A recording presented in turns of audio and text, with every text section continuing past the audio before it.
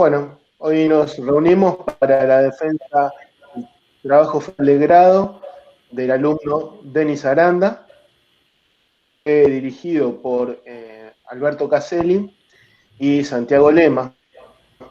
El trabajo se llama Caracterización y mapas de estados erosivos de la cuenca aluvional Roca, General Roca, provincia de Río Negro, Argentina. Jurados de este trabajo son Cecilia Cábana, Silvio Casadillo y Martín Niñi, los cuales desde ya estamos muy agradecidos por el trabajo que han realizado. Así que sin más, los dejo con la presentación de Denis. Les pido por favor a todos que mantengan sus micrófonos y sus cámaras apagadas para que la presentación de Denis salga lo más prolija posible. Muchas gracias.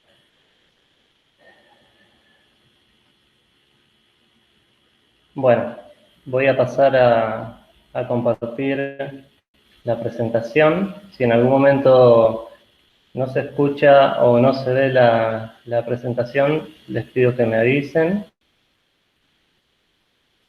Bueno, quería agradecer primero a todos los que están conectados para presenciar la defensa de la tesis. Profesores, familia, amigos, gracias por estar en este día tan importante para mí. Voy a presentar el trabajo y voy a ir explicando lo que hice. El trabajo se titula Caracterización y mapa de estados erosivos de la cuenca aluvional Roca, General Roca, provincia de Río Negro, Argentina. Y, bueno, como comentó Santiago, mis directores son el doctor Alberto Caselli, el ingeniero Santiago Lema, que me ayudaron en el desarrollo de este trabajo.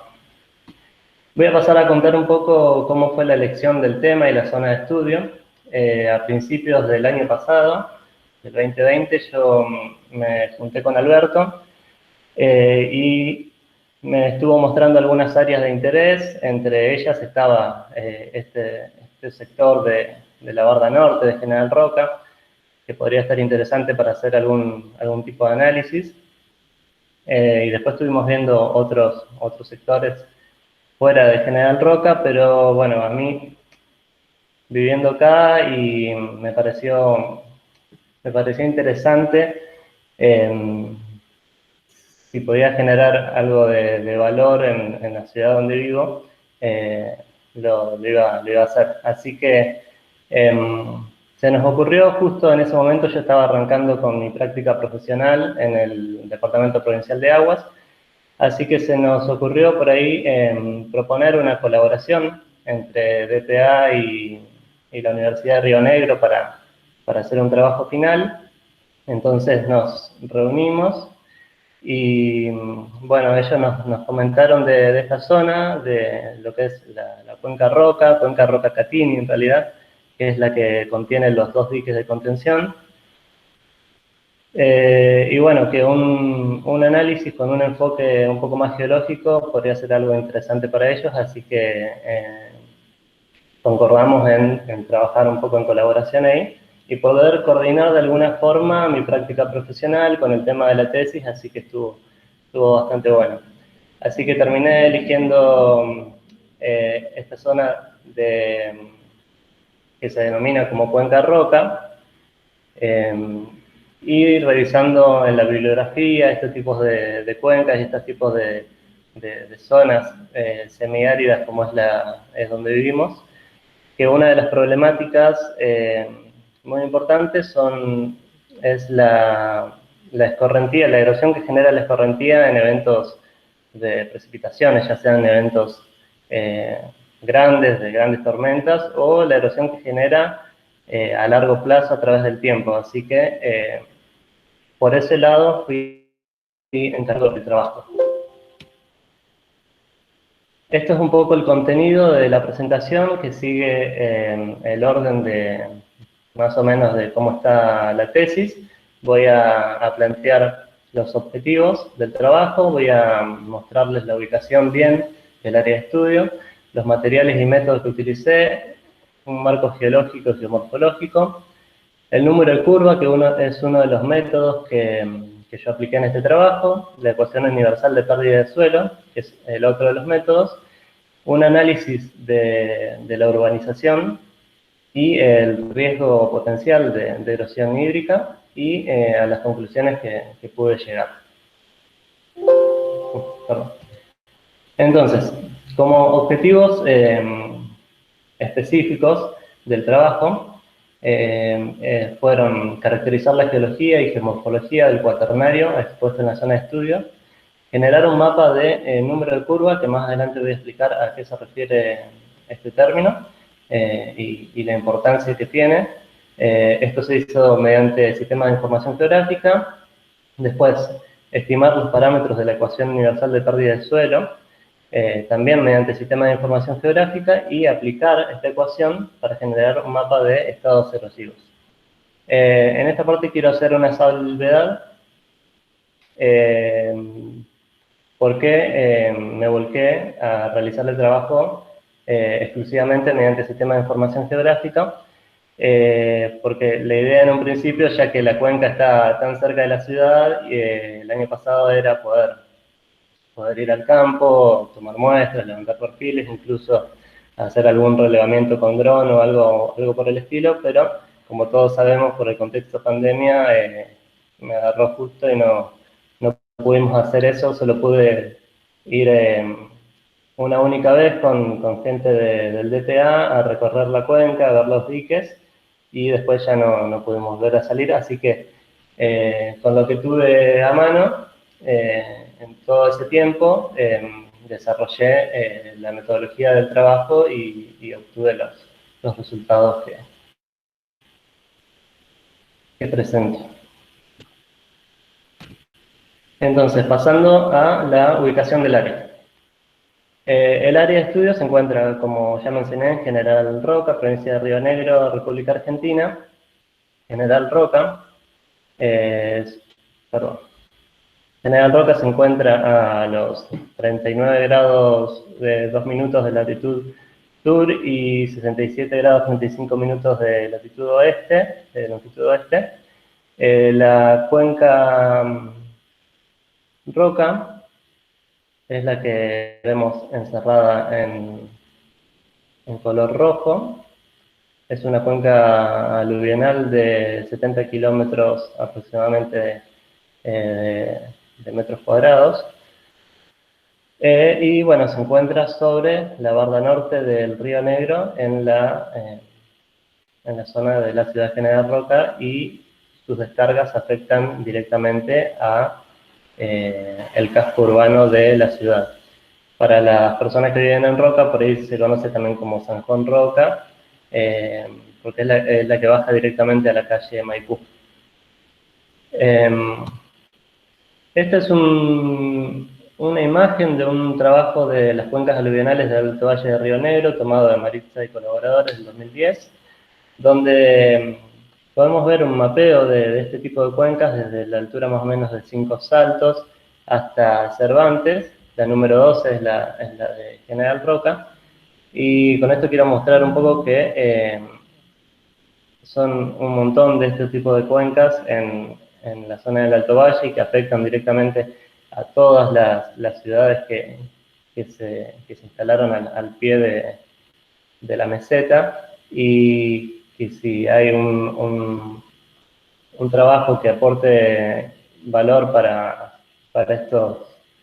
este tipo de cuencas, se puede extrapolar el trabajo a otros lugares. Incluso hay cuencas más grandes que la de General Roca. Bueno, un poco los materiales que utilicé en este trabajo. Dentro de la recopilación bibliográfica utilicé las hojas geológicas de Neuquén y de General Roca, la 3969-2 por Rodríguez y et al. 2007, y la 3969-4 de General Roca de Hugo Leanza 2001. Utilicé trabajos regionales y locales de las cuencas aluvionales del Alto Valle de Río Negro, algunas imágenes satelitales, datos de precipitación de acá de General Roca y de otros lugares cercanos que voy a mostrar más adelante. Un modelo digital de elevación de una resolución de 5 metros descargado del IGN, del Instituto Geográfico Nacional. un mapa de suelo de la República Argentina, descargado del portal del GeoINTA, y un mapa de cobertura de suelos de la República Argentina, descargado del geoportal IDESA, que es donde tienen la infraestructura de datos espaciales de Salta. Y las tareas que realicé específicamente en el entorno del GIS fueron desde delimitar la cuenca hasta analizar sus parámetros, realizar un mapa geológico y un mapa geomorfológico de la zona de estudio, la obtención de manera automática o semiautomática del número de curva, la obtención de los factores que intervienen en la ecuación universal de pérdida de suelo y un análisis del avance de la urbanización a través del tiempo y más precisamente hacia la barda norte donde se encuentra la cuenca y las zonas de riesgo potencial asociadas a esta. Así que, bueno, entrando dentro de lo que es el marco geológico, como les comenté, utilicé la hoja Neuquén y la hoja de General Roca porque la zona de estudio se encuentra en el sector sudeste de la hoja Neuquén, quedando en el límite con la hoja de General Roca. A través de lo que proponen los autores y de la propia interpretación de imágenes satelitales, más que nada por temas de escala para delimitar bien las unidades, generé el mapa de geología y de geomorfología. Acá podemos ver la cuenca Roca, delimitada con rojo, que se encuentra en la barda norte, donde, bueno, delimité las unidades más importantes. En el cuadro estratigráfico se puede ver el detalle, los sedimentos más antiguos que dejó al descubierto la erosión fluvial son, bueno, sedimentitas del grupo Malargüe. La formación Jawel es la más antigua, que es del Dañano. Se encuentra conformando la base de la barda en este sector y consta de un conjunto monótono de pelitas atravesados por delgadas capas de yeso. Son de un ambiente marino franco, con profundidades que varían de plataforma interna a externa, con bajo nivel de energía y lejos del aporte de detritos, pasando a la formación roca, la formación roca en esta que es la localidad tipo, está compuesta por una alternancia de calizas, grises, amarillentas, muy fosilíferas, y con intercalación de margas y yeso hacia el techo también. La formación El Palo, que es Mioceno superior, está conformada por areniscas gruesas a muy gruesas, de un ambiente fluvial ya, de energía variable. La formación Bayo Mesa, que son conglomerados y areniscas gruesas. Esta unidad forma parte de los extensos mantos de gravas que con diferente desarrollo cubren buena parte de las mesetas de la Patagonia extraandina, que han tenido a través del tiempo diferentes denominaciones, como son los rodados patagónicos, los rodados tehuelches, la formación tehuelches, y los depósitos más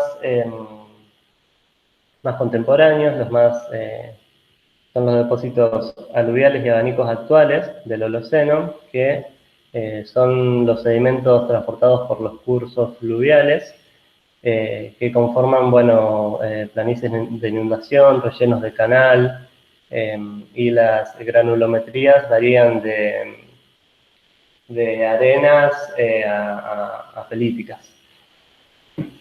Eso en cuanto a la geología.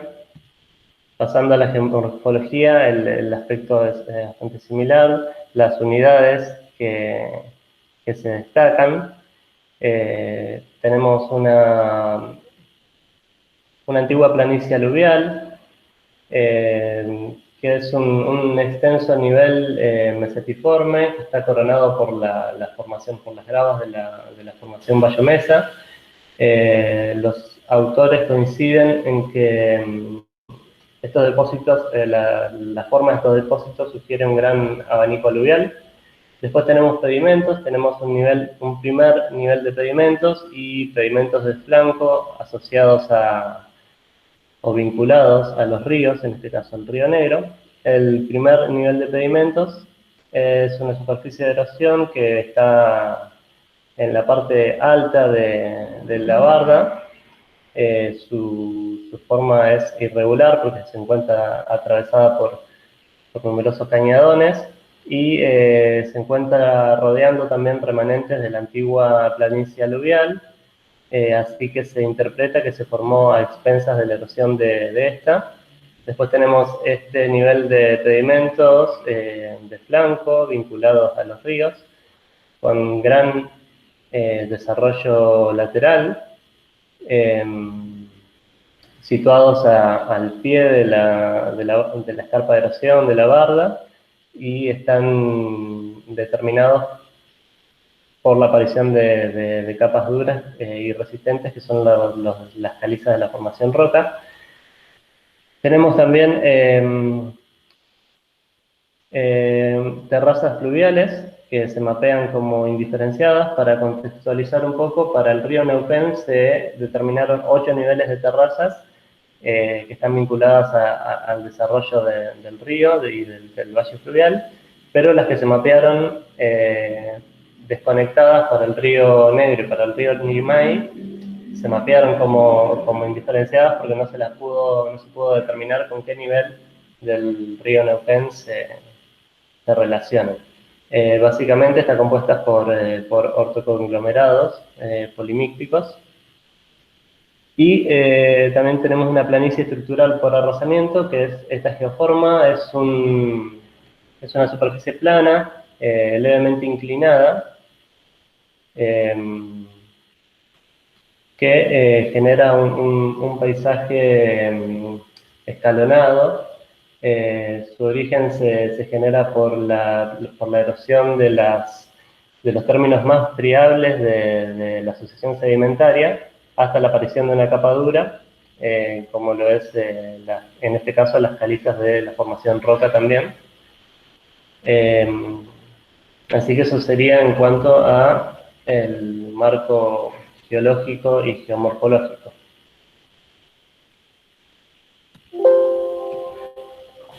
Pasando un poco al método, el primer método que apliqué es el número de curva.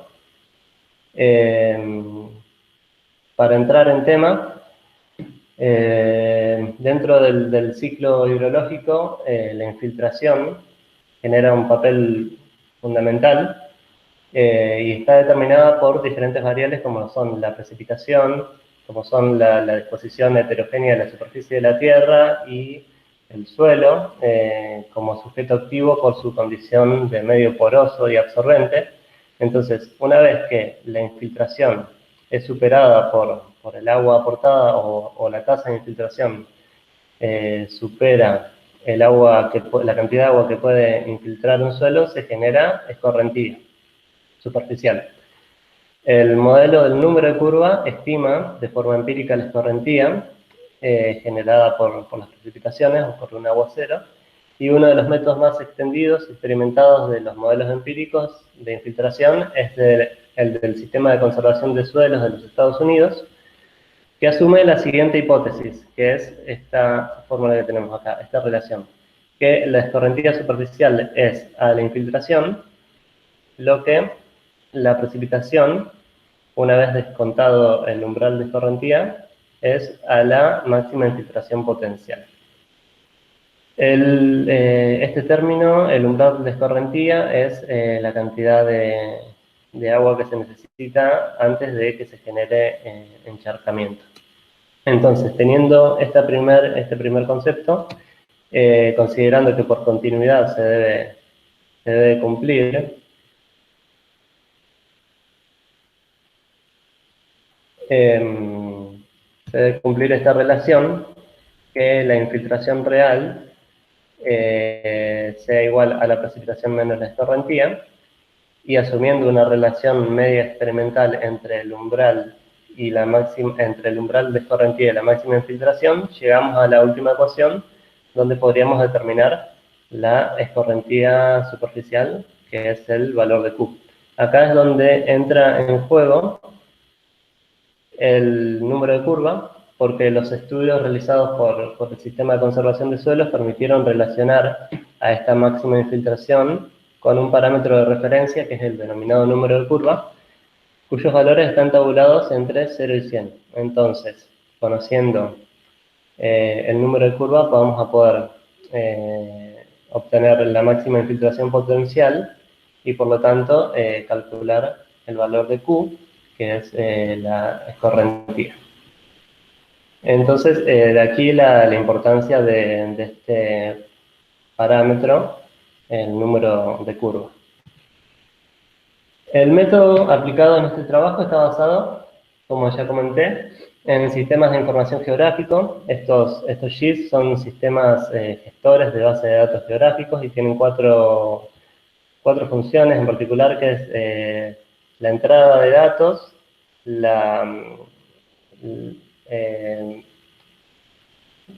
guardar estos datos, la manipulación de estos datos y la salida de ellos, tanto en forma de tabla como en forma de mapa. Y dentro del GIS hay dos estructuras de entrada de datos, que es la vectorial y la raster. La vectorial es la de puntos, líneas y polígonos, y la raster es la de una red de celdas rectangulares. Aclaro esto porque más adelante voy a nombrar bastante los raster, y es con los que trabajé en el trabajo, porque para realizar estos tipos de análisis y de estudios, el formato raster tiene ciertas ventajas, como es la división del área de estudio en celdas rectangulares que tienen el mismo tamaño las mismas dimensiones. Por lo tanto, aplicar modelos distribuidos es más fácil. Se puede hacer cálculos con las celdas vecinas como análisis estadísticos, y se puede combinar cualquier tipo de dato obtenido a través de imágenes satelitales. Entonces, por eso es que utilicé los raster. También utilicé tablas de reclasificación, superposición de capas de información y un método basado en números primos, que está interesante porque la particularidad de los números primos es que la multiplicación de ellos siempre da un número distinto. Entonces, en este caso, lo que voy a hacer es generar mapas matriciales, que son los rasters, y establecer las relaciones necesarias para generar estos mapas. Entonces, en el entorno de GIS, superponer capas de información es lo que significa multiplicar los valores que ellos tienen, y utilizando un método de números primos, sabiendo que siempre voy a tener un número distinto, voy a poder saber cuáles fueron las variables que intervinieron para llegar a ese número. Así que lo voy a explicar mejor más adelante. Ahora, estas son las variables. Esta es una tabla de los números de curva para condiciones medias de humedad, tomado del trabajo de Temes de 1978, donde se pueden ver las variables que propone el sistema de conservación de suelos para determinar el número de curvas, que son el uso de la tierra, son todos los usos que propone, donde yo lo que hice fue buscar una equivalencia dentro de nuestra zona. Otra de las variables es la pendiente, que es menor al 3% y igual o mayor al 3%. Y A, B, C y D, que son los grupos hidrológicos de suelo, Y ahora les voy a pasar a mostrarles cómo obtuve cada una de estas variables para la obtención del número de curva. La primera es la pendiente. Para obtener la pendiente utilicé el modelo de elevación digital de 5 metros descargado del IGN, y con las herramientas del GIS calculé las pendientes en porcentajes y reclasifiqué esas pendientes en estos dos grupos de importancia, que son menores al 3% o mayores o iguales al 3%. Entonces ya tenemos una de las variables. En la base del método del número de curvas se encuentra la clasificación de los suelos respecto a su comportamiento esperado en cuanto a la escorrentía superficial, bajo condiciones homologables de cobertura vegetal y precipitación. Entonces tenemos esta clasificación, que es el grupo hidrológico de suelos, que es grupo A, grupo B, grupo C y grupo D, que va desde un suelo con un potencial muy bajo para generar escorrentía a un suelo con un alto potencial para generar escorrentía, derivados de la profundidad efectiva, o sea, si hay limitación física o no para la percolación del agua, de las tasas de infiltración, que está derivada de la velocidad de transmisión por la porosidad, la macroporosidad del suelo, que es de carácter litológico, y el contenido o no de materia orgánica. Así que para determinar esta variable, utilicé el mapa de tipo de suelos de la República Argentina, donde se identificaron dos tipos de suelos, en este caso son entisoles y aridisoles, y un complejo indiferenciado, que es el extremo sur, que está localizado en el sector de la ciudad, ¿ya?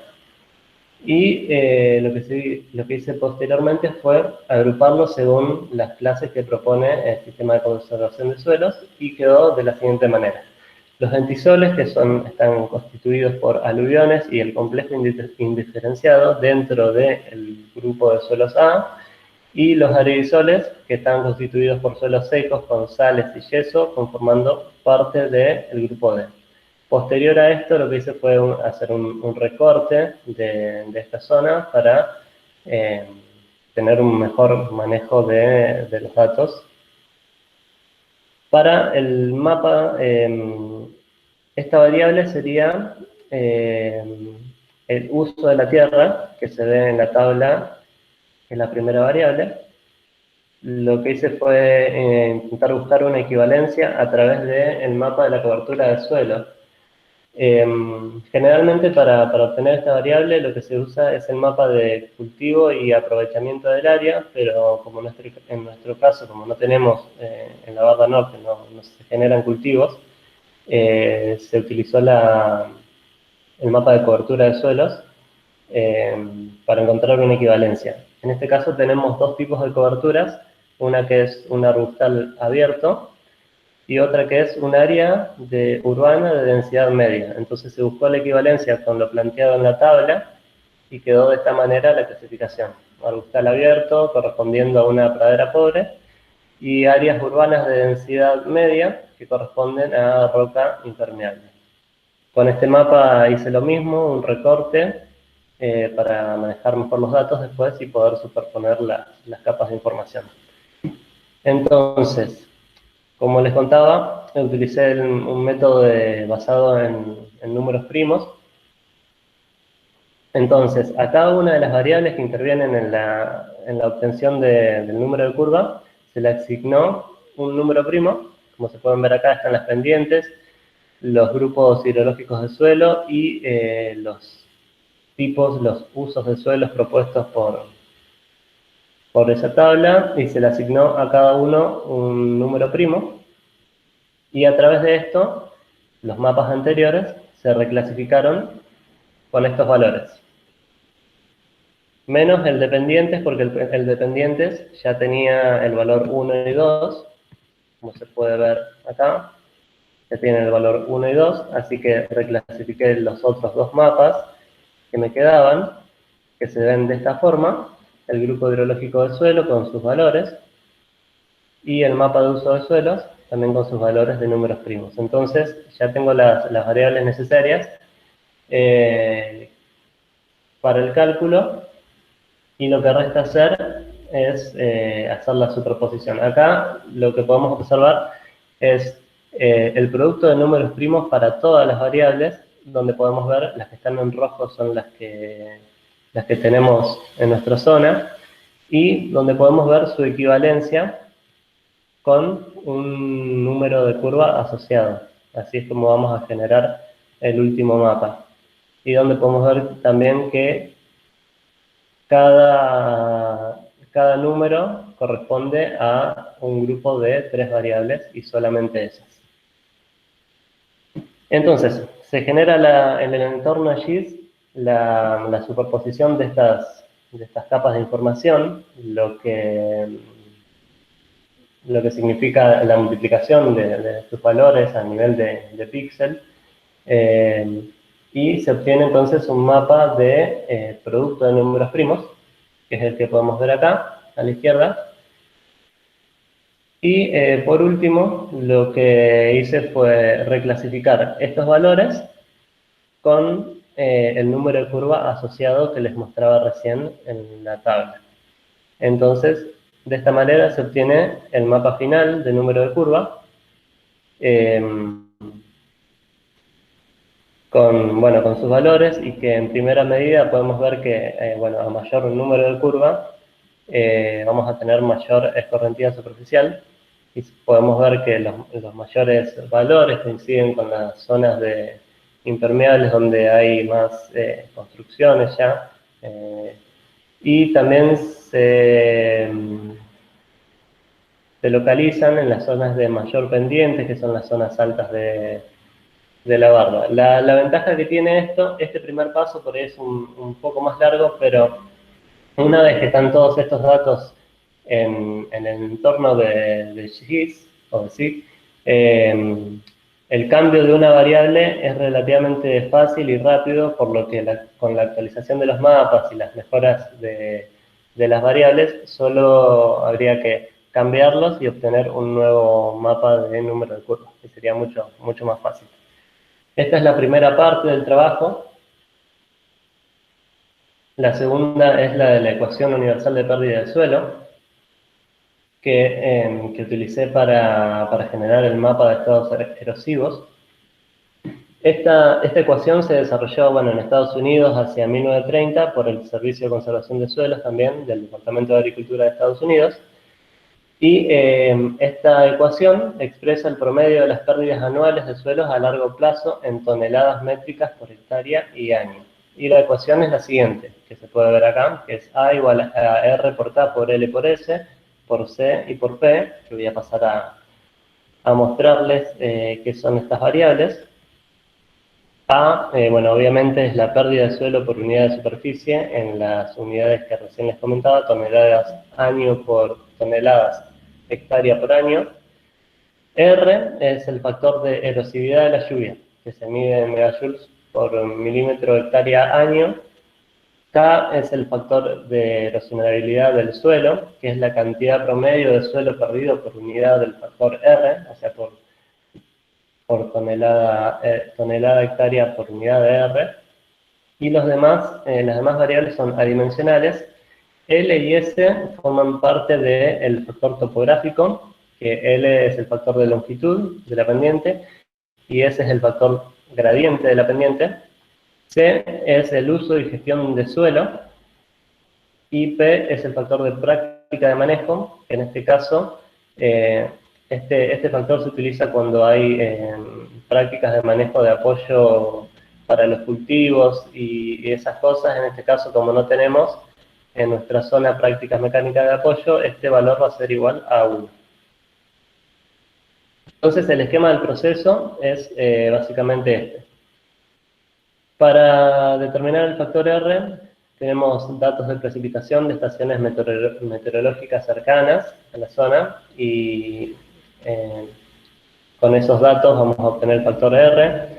El factor K, que voy a usar el mapa de suelos de la República Argentina para obtener la clasificación de los suelos Para el factor de topografía voy a utilizar el modelo de elevación digital para, por un lado, calcular pendientes y, por otro lado, calcular un mapa de dirección y acumulación de flujo que nos van a servir para calcular este factor. Y para el factor C, cuento con una imagen Landsat 8, que con un índice de vegetación de diferencia normalizada y un análisis de regresión propuesto por los autores, se llega al factor C. Entonces ahora, como hice con el caso anterior, voy a pasar a mostrarles cómo es que obtuve cada uno de los factores. Para el factor de erosividad de la lluvia, que se define como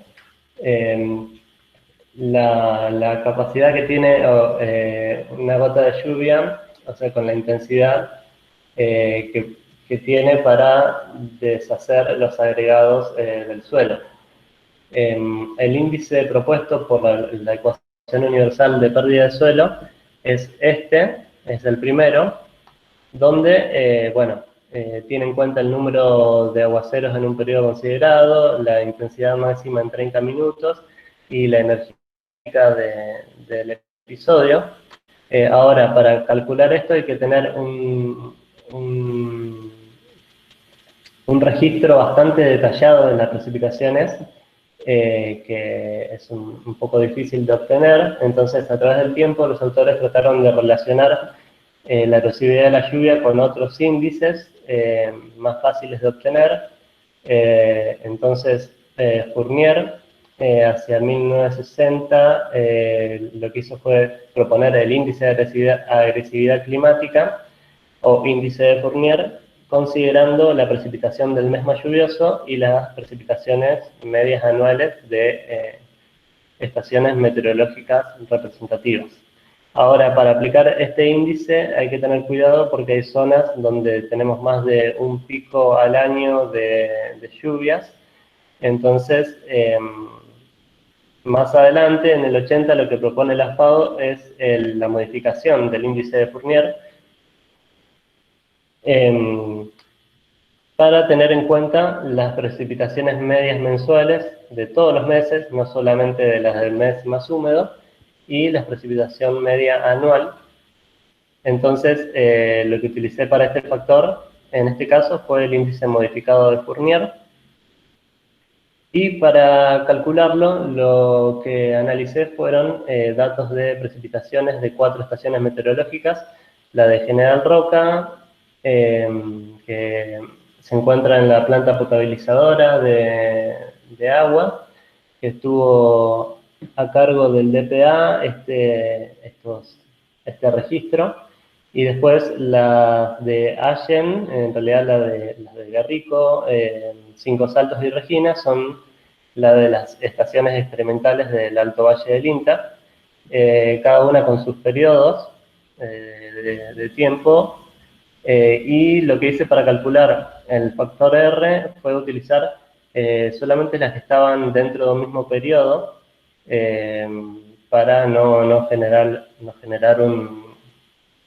un error y no arrastrar ningún error, así que utilicé solamente las de Allen, Cinco Saltos y Regina, más o menos para un periodo del 2011 al 2019, y con el índice modificado de Fournier calculé el factor R.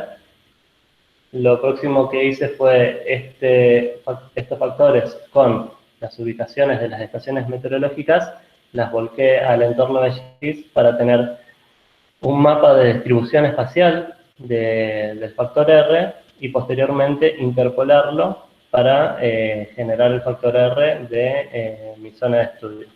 Así es como se ve la interpolación de los valores de R, y generé el recorte del área de estudio, que se ve de esta forma, donde podemos tener la primera variable, el factor R, con sus datos, donde podemos ver que varía más o menos de sur a norte. La próxima variable es el factor K, que es el factor de erosionabilidad del suelo, perdón. Mide eso tanto como la tasa de escorrentía. Partimos de la fórmula que propone Williams del 95, donde entran en juego los factores granulométricos del suelo, los porcentajes de contenido de arena, limo y arcilla y el contenido de carbono orgánico. Para la obtención de estos valores, para poder ingresar en las fórmulas, lo que hice fue a través del mapa de suelos, que ya había mostrado para el método anterior, con los aridisoles y antisoles, conociendo sus texturas, puedo obtener los porcentajes de arena, limo y arcilla y el contenido de carbono orgánico para ingresar en las fórmulas y obtener el factor K para estos dos tipos de suelos. Posteriormente, estos valores que hice fue ingresarlos a la tabla de atributos de este extracto y generar el raster de este factor K. Voy a pasar un poquito más rápido, si no se me va el tiempo. Este es el factor que lleva un poco más de tiempo, que es el factor topográfico. Que bueno, tenemos el factor L de longitud y el factor S de pendiente. El factor L, para calcularlo, Foster en el 77 propone la siguiente fórmula, donde podemos ver lambda, que es la longitud en el tramo analizado. Podemos ver que M, que este factor, su cálculo depende de la pendiente en el tramo analizado. Luego, por ahí, un poco difícil de esta fórmula es que en un mismo lugar, por la heterogeneidad del suelo, podemos definir una serie de pendientes. Entonces el cálculo por ahí es un poco más largo. Con la aparición de los sistemas de información geográfico, en el 2008 Velázquez propone la siguiente fórmula, que es la que utilicé en este trabajo, donde utiliza un mapa de acumulación de flujo a nivel de píxel, D, que es el tamaño de píxel que lo conocemos por el modelo de elevación digital, X, que es un factor de corrección de forma, que en este caso para sistemas pixelados, como son iguales, es igual a 1, y también vamos a utilizar este factor M, calculándolo a través de este factor F, que depende de la pendiente. Y para el cálculo del factor S, se utiliza la siguiente fórmula, propuesta por McCool en el 87, donde, bueno, beta es la pendiente a nivel del píxel, y bueno, tenemos que hacer una conversión, ya que ArcGIS no reconoce grados decimales sino radianes, entonces tenemos que hacer esta multiplicación, aplicando, bueno, esta fórmula. Entonces, lo primero que hice fue calcular el mapa de pendientes,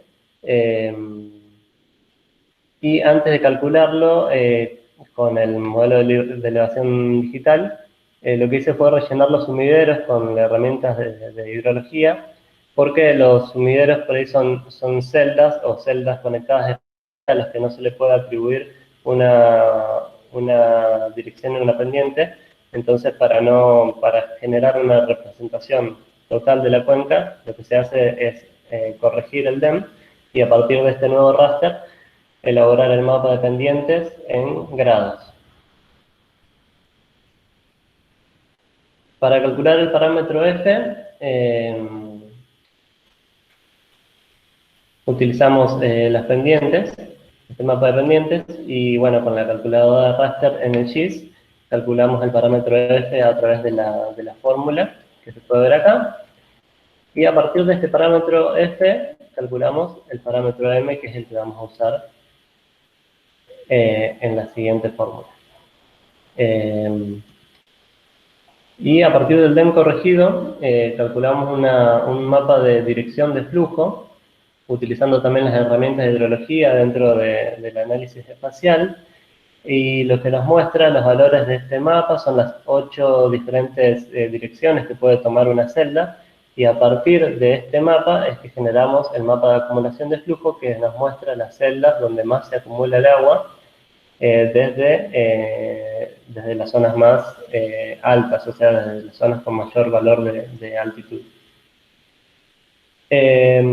Necesitamos este mapa de acumulación de flujo para, a través de la segunda fórmula que les mostré, calcular el factor L. Entonces, de esta manera ya tenemos todos los parámetros que necesitamos para calcular el factor L. Con la otra fórmula, que era una fórmula condicionante, calculamos el factor S, y a través de la multiplicación de estos dos tenemos el factor de topografía, que es este mapa final, este raster final. Y resta calcular un último factor, que es el factor C, que es el de cobertura vegetal. Para esto se generó, como les comenté al principio, un índice de vegetación de diferencia normalizada, o NDVI por su acrónimo en inglés, a partir de las bandas 4 y 5 de una imagen Landsat. Las cifras originales del modelo de la ecuación universal de pérdida de suelo expresan un rango de 0 a 1, donde los valores cercanos a 0 corresponden a suelos cubiertos y los cercanos a 1 representan suelos desnudos.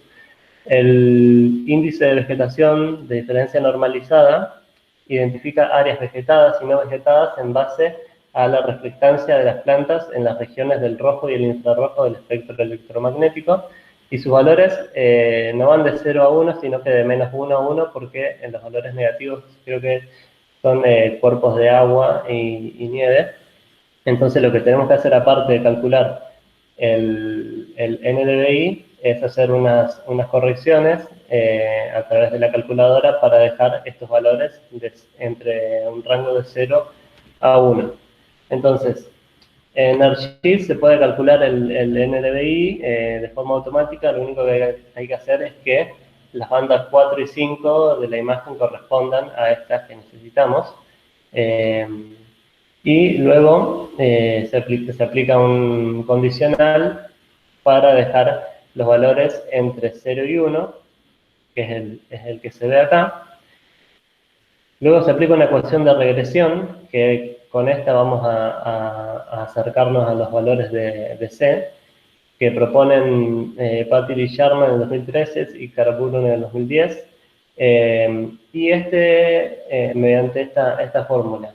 Después de hacer esto, los valores nos quedan pasados un poco del 1, así que hacemos una última operación condicionante para que el rango de valores quede finalmente entre 0 y 1, y obtener nuestro raster final del factor C, que se ve de esta manera. Como veíamos que va de 0,63 a 1, los valores más cercanos a 1 serían las zonas no vegetadas, y de primera mano podemos ver que van a ser las zonas que van, dependiendo de este factor, van a ser las zonas que van a tener mayor erosión por tener menor cobertura vegetal. Entonces, ya tenemos las variables necesarias para generar la multiplicación de los factores que intervienen en la ecuación universal de pérdida de suelo, que es, bueno, la superposición de estas capas, y obtener finalmente el mapa de erosión hídrica en toneladas por hectárea y año, que lo que dice puede reclasificarlo según lo que propone la FAO para tipos de erosión, que son 6 tipos que van desde normal, ligera, moderada, severa, muy severa y catastrófica. Que la primera es menor a 0,5 toneladas, como en el GIS no pudo poner 0,5, le puse de 0 a 1, y las demás van de 0,5 a 5 toneladas, es un tipo de erosión ligera, de 5 a 15 moderada, de 15 a 50 severa, y de 50 a 200 muy severa y mayor, ya catastrófica. En nuestra cuenca podemos ver colores verdes que son tipos de erosión normal o ligera, y el mayor tipo de erosión corresponde a una erosión severa, creo que está entre estos amarillos, que se corresponden, bueno, con las zonas de mayor pendiente, las zonas no vegetadas, las zonas, básicamente eso. Y si hacemos zoom en las zonas de los canales o de los cursos efímeros, se puede ver una erosión más severa, o en algunos casos catastrófica, porque se ve de color rojo. Este es el mapa final con el que hice un pequeño análisis de urbanización y riesgo, ya para ir terminando. Esta es una imagen satelital de Google Earth del 2006, donde podemos ver, bueno, en rojo los límites de la cuenca, en el pequeño mapa es la zona donde está la imagen, y en amarillo delimitada el límite de la urbanización hasta ese momento, que podemos ver que ya están ingresando dentro de la cuenca, y lo que voy a mostrar a continuación, que están también en las zonas más sensibles, por así decirlo. Esto es para el 2006. Para el 2020 podemos ver un avance considerable de la urbanización hacia la Barda Norte, eh, un avance bastante considerable de las construcciones, lo que genera un riesgo porque si superponemos el mapa de erosión, podemos ver que estas zonas amarillas son zonas de erosión severa a lo largo del año, y que la urbanización ya se encuentra dentro de estas zonas sensibles a la erosión, y que podrían generar un riesgo potencial tanto para las construcciones como para los caminos, para las obras de infraestructura, considerando también que muchas de las construcciones de particulares son bastante precarias, y podrían llegar a ser dañadas por algún evento que sea un poco más fuerte de lo normal.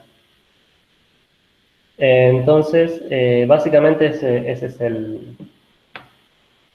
el análisis de riesgo potencial, de urbanización y riesgo potencial. Quería que se vea un poco esta expansión de la urbanización hacia la barda, y que, bueno, a través de análisis como estos, por ahí se puede generar o sea, se puede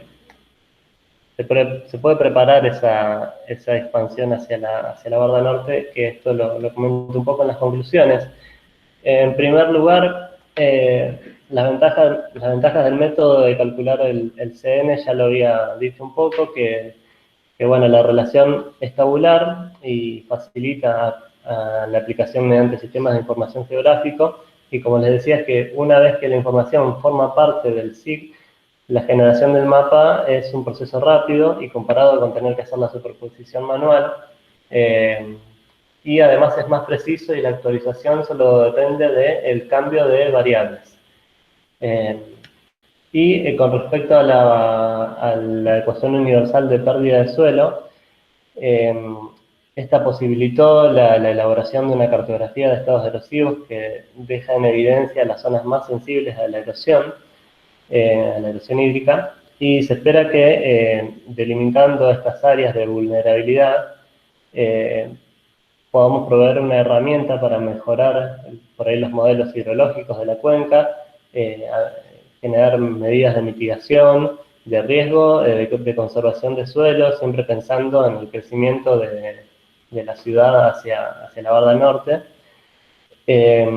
Y bueno, también, aparte de esto, se propone el mejoramiento de los mapas base, porque no está de más decir que yo utilicé lo que pude obtener para los análisis, pero el mapa, por ejemplo, el mapa de tipo de suelo y de cobertura de suelo, no son de la escala más adecuada para el análisis. Con esos mapas a una escala más local o regional se podría generar análisis más precisos, y también mejorar lo que es los datos de precipitación local de la ciudad de General Roca, para tener datos más precisos, por ejemplo, del factor de erosividad de la lluvia y demás. Así que básicamente ese fue el desarrollo de mi trabajo final de grado. Más o menos algunas cosas que seguramente me he olvidado, pero quiero darle el paso a Santiago o a los docentes, que por si hay preguntas o algún comentario, y me gustaría no dejar de dar las gracias a todas las personas que fueron parte de este trabajo, así que ustedes me dirán si hay alguna pregunta o algún comentario, o si no paso a los agradecimientos. Silvio, Cecilia, Martín, tienen la palabra. Bueno, Bien. perdón, Cecilia, adelante. No, dale, Silvio, dale, voy después. No, yo quería felicitarte, Denis, porque me parece que has hecho un trabajo enorme en medio de una situación que no es la óptima. Entonces, haber trabajado mucho con las imágenes, haber hecho esos mapas que en principio considero que son de gran utilidad y que pueden llegar en algún punto a ser considerados para tomar decisiones respecto del urbanismo, el desarrollo urbanístico de la ciudad. Ojalá, digamos, ¿no?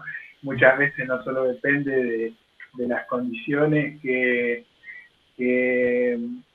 las condiciones óptimas que presenta el terreno, sino que también depende de otros factores que muchas veces escapan a las recomendaciones que pueden hacer o podemos hacer como geólogos. Lo que yo te quería preguntar es si vos en algún momento no evaluaste o no pensaste considerar qué puede pasar dentro de 10, 15, 20 años, digamos, considerando el cambio climático, ¿no? ¿Cómo podría? Está bien que no hay mucha información respecto de cómo puede afectar en esta región el cambio climático, pero digamos, hay algunas ideas generales, entonces por ahí eso también sería bueno considerarlo en tus análisis. Está bien, sí. No, por favor, sí. No, por mi parte es la única pregunta porque es como una curiosidad personal, digamos, no quiero decir que vos debieras haberlo tenido en cuenta en el trabajo, sino que me parece que es algo interesante. No, está muy bien, no lo había considerado, porque, bueno, simplemente siempre trabajamos con datos, datos de hoy o de algún periodo de tiempo pasado, pero está muy interesante poder por ahí proyectar con valores distintos de precipitación y cambios en el clima, que es lo que podría llegar a pasar, sí.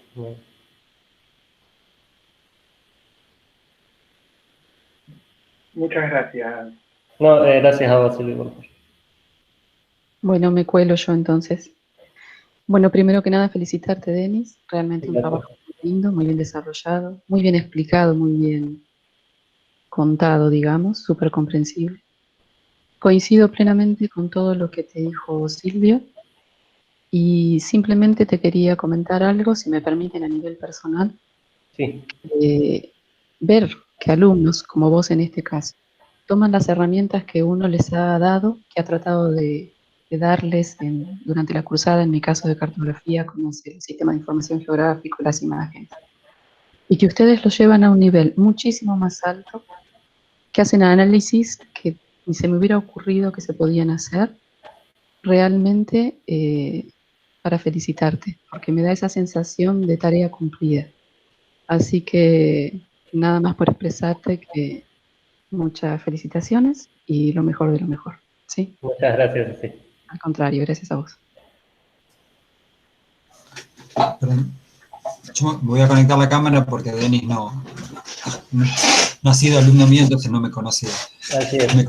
Pero no voy a redundar sobre lo que ya dijo el resto del jurado.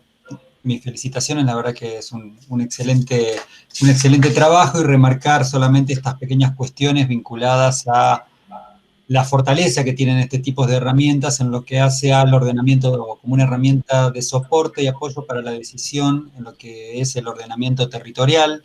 Muchas veces las decisiones de urbanizaciones van mucho más rápidas que estas cuestiones, y lo complejo de esto es que no es tenido en cuenta y uno se encuentra con el problema luego ya a la vista. Y después remarcar esto de todos los pasos que los describiste muy bien, parecían hasta sencillos como lo explicabas, pero uno conoce la complejidad de cómo llegar a cada numerito, digo, en cuanto a lo que hace esta metodología y todos los pasos necesarios para conseguir la información, que es muy difícil generalmente, adecuarla, procesarla y obviamente obtener un resultado y después, como bien hiciste en el trabajo, poder validarlo y obtener conclusiones. Así que en ese sentido también te agradezco haber tenido las observaciones, porque todas las que yo al menos había hecho personalmente las expusiste en el trabajo, quedaron reflejadas en el trabajo y además las expusiste acá en la presentación. Así que mis felicitaciones y a vos y a tu director y codirector por el excelente trabajo que han realizado. Bueno, muchas gracias, Martín.